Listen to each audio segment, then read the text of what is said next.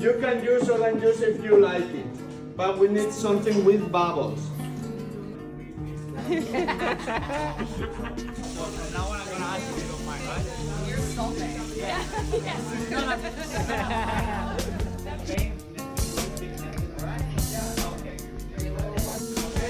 What type of paprika is it?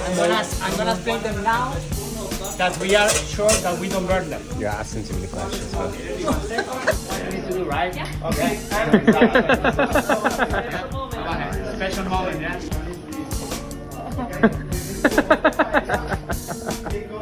Make sure it's not in there. Yes, squeeze. Yeah, beautiful. Thank you, Sean. Boom. Well done, man. Well done. You're making sure that the water doesn't.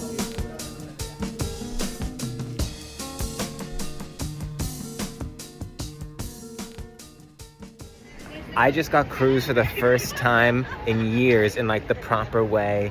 He was like very attractive, not my type, but he like walked by me, like locked eyes, and then he like had a little like smile, not like a creepy, like a little cheeky, what's up? That's how you do it. So many of these gays are like looking into your soul, like they were gonna like just kalima your heart out of your chest. Like, oh my god, why is that attractive? And they're all cruising me like that, and it's so, I thought it was just like a New York thing, but like everywhere I go, everyone's cruising me, you know what I mean? And who can blame them? I'm a catch.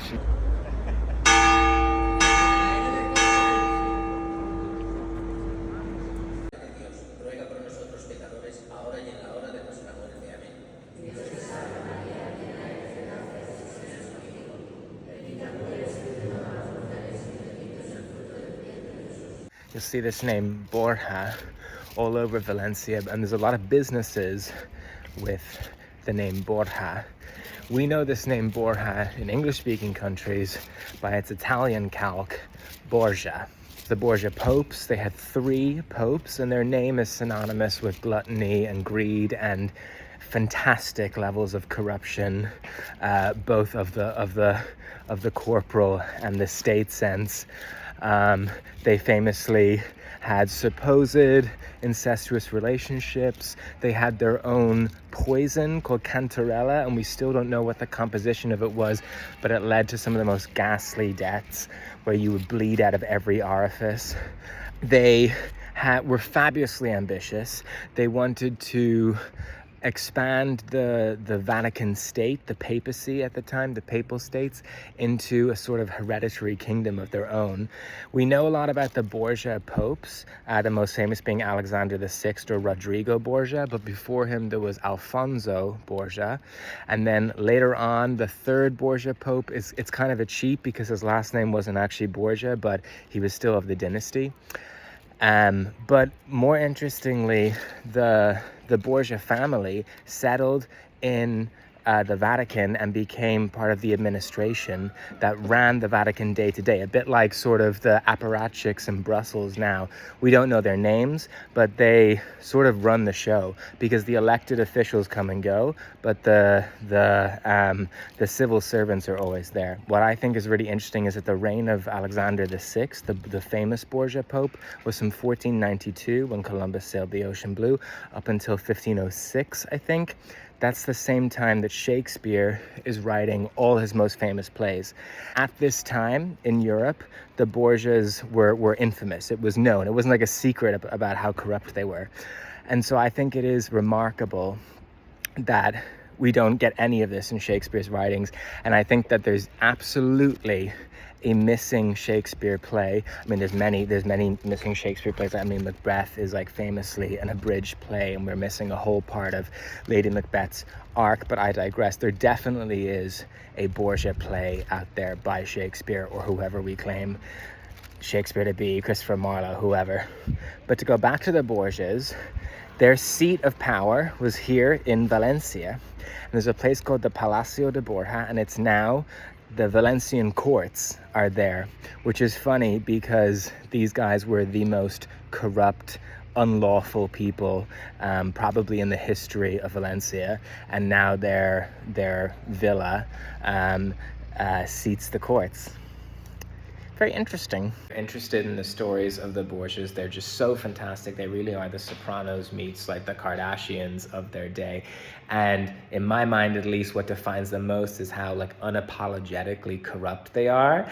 And they just balls to the wall, don't care who they piss off. Rodrigo Borgia, the most famous Borgia Pope, raised his son Cesare as head of the papal army. He then invaded various Italian states around the papacy to expand his holdings. He was famously rivals with the Sforzas and the Medicis, and then he would make them, the Sforzas, cardinals so that he had hostages in Rome. He then also made his son Cesare a cardinal. And his daughter, Lucrezia, he married her off 3 times. Each time one of these political alliances outlived its usefulness, he would allegedly poison the husband with cantarella so that he could marry his daughter off again. He also, at this time, it was not unusual for a pope to have illegitimate children, and it was not unusual for him to recognize them, but the level to which the Borgias just like took the piss, for lack of a better term, he raised his daughter Lucrezia to the equivalent rank of cardinal, which first of all for a woman was like unheard of, and for a member of your own family, it was like, okay, this is outrageous. But no one could stop them. No one could stop them because they kept the apparatus of power 100% within their own family. They micromanaged everything. And the things that they could not control, they made sure that they had blackmail or hostages. And they were basically untouchable.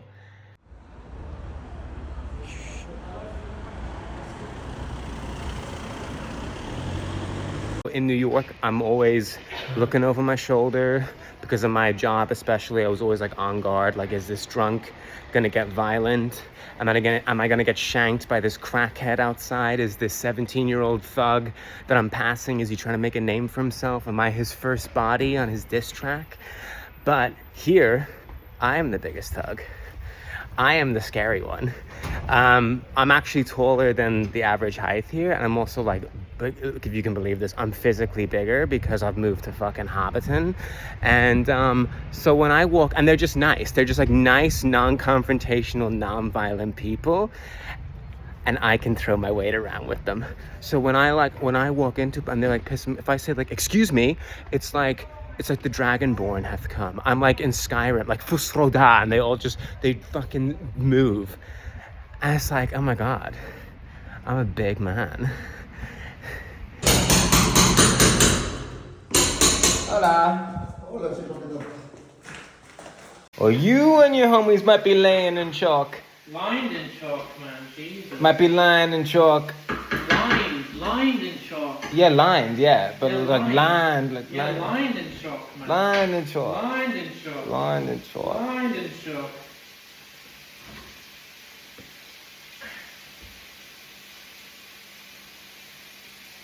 I'm an educated fool, money on the line. Got my... Thank you. Hello.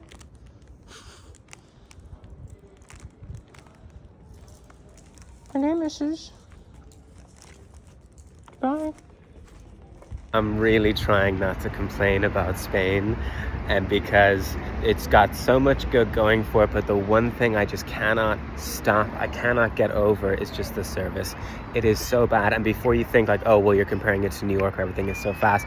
No, even by European standards, it is just abysmal. You walk into, today, I've been at 4 places, I've sat at 3, and I just left after 20 minutes of not ordering the food. They're like, looking at you confused, like, yes, like, why have you come to this public business that serves food? And they're very confused that you would like a menu. They're very confused that you would like to eat here. And it's, I cannot give them money. I'm like, and I'm the most ideal customer because I don't want any of the extra stuff on the menu del dia, which is just like this little menu. It's like 14 to 16 euro in most places, like a lunch special. And they have good value starters and lunch, like a main and a coffee and a drink. But like, I'm not waiting around for that coffee. I'm not waiting around for all the other accoutrements and the sides and everything. Just give me the protein and I'm out, okay? but it's just it's like, and I'm not blowing in like a hurricane either.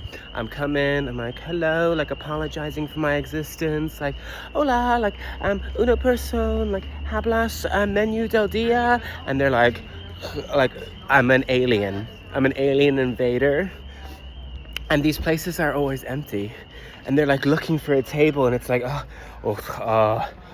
maybe over here, yes, maybe over there, maybe fucking anywhere. If you have a male waiter, you're completely fucked. Forget about it. You're not eating that day. You will get no food.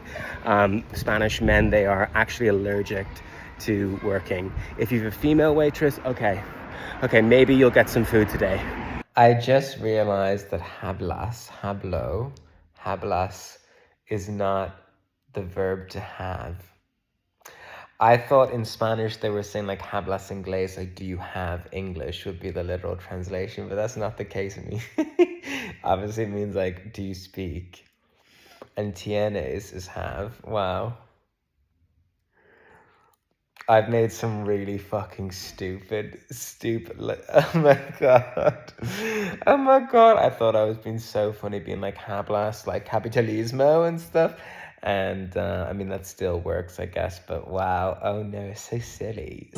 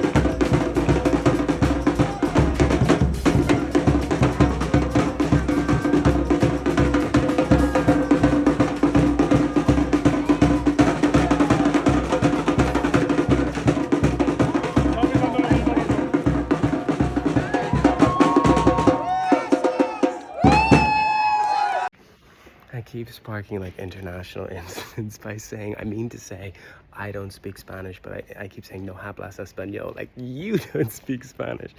I said this to the taxi driver and he was like, bitch, I do speak Spanish. And see, it's like, it's even more contentious than that because we're in like Catalonia proper, and then within that they also have their own Valenciano dialect going on. I know, right? I mean, can you imagine explaining to like any of the people on Wall Street what Valenciano is? You think the cabals that run this world give a fuck what Valenciano is? Were we not right in burning the sodomite that the monks were pondering away in the... Desde Canarias, el general Francisco Borgias ha dirigido un manifiesto a la rebelión. Los sindicatos, los partidos de izquierda y un gran número de españoles han reaccionado vigorosamente en apoyo del gobierno.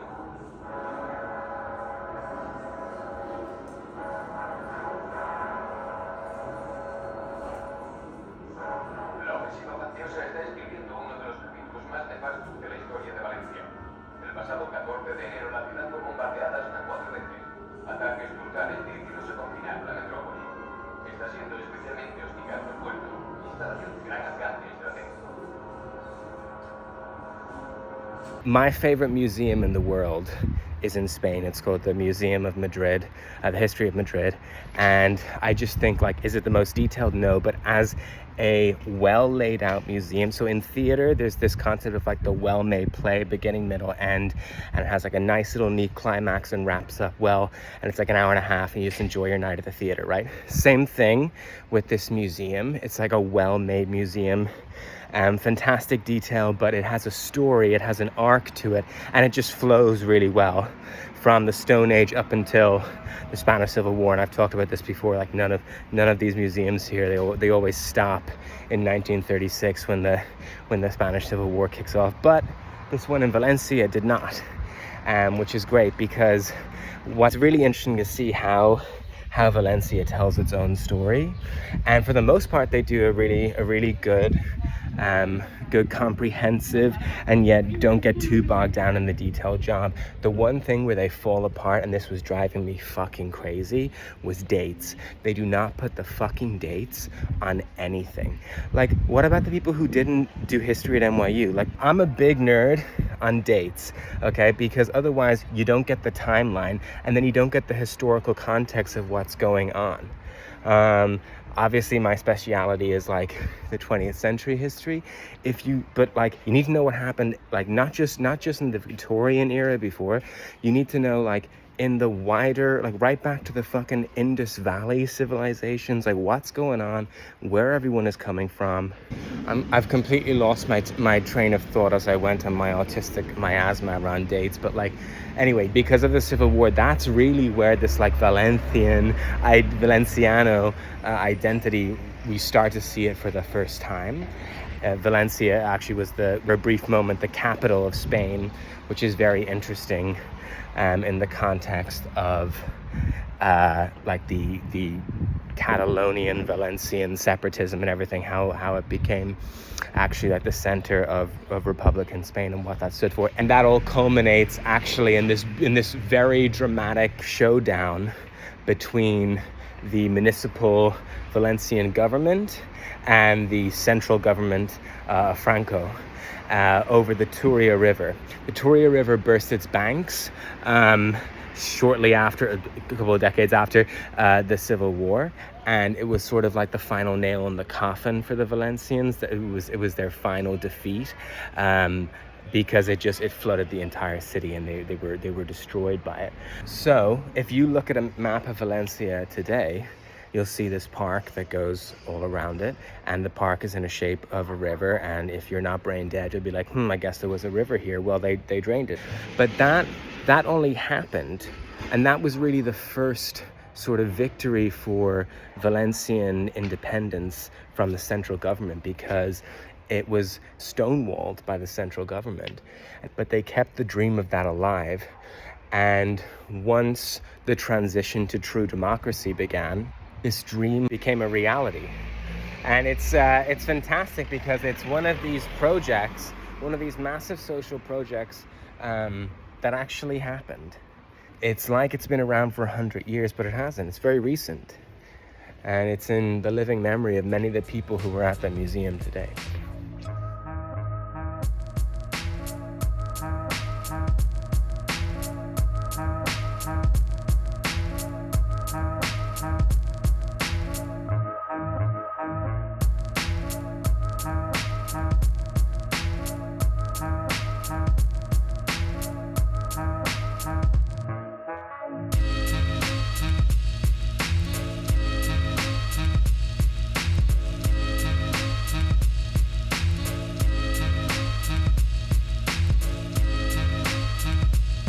I can't believe I'm about to tell this story, but because I come out of this looking so insane stalker Glenn Close, but it's too good of a story not to tell. Okay, so I don't know if you remember, but like last week I was talking about a guy who cruised me, and then guess what? He found me and we had a great first date and it was really cute. But as my mother used to always say, kiss him goodbye at the door and leave him wanting more.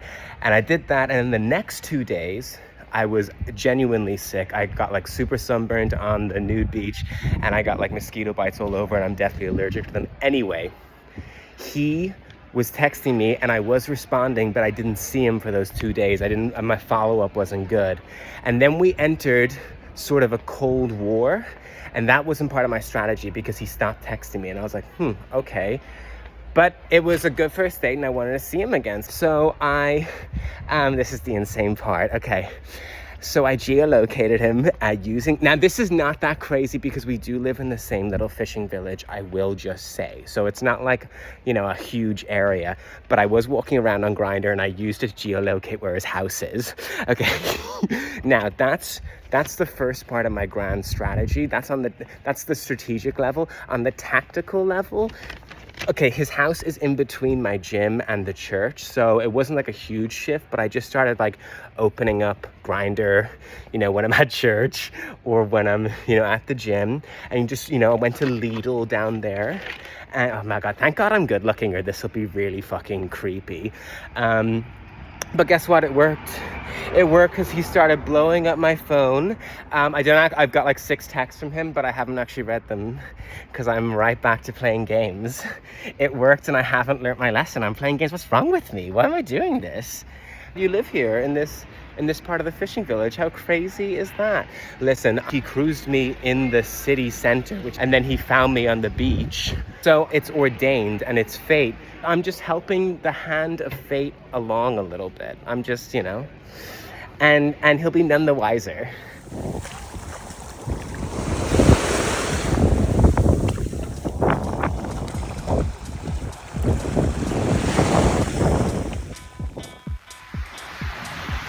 It's golden hour.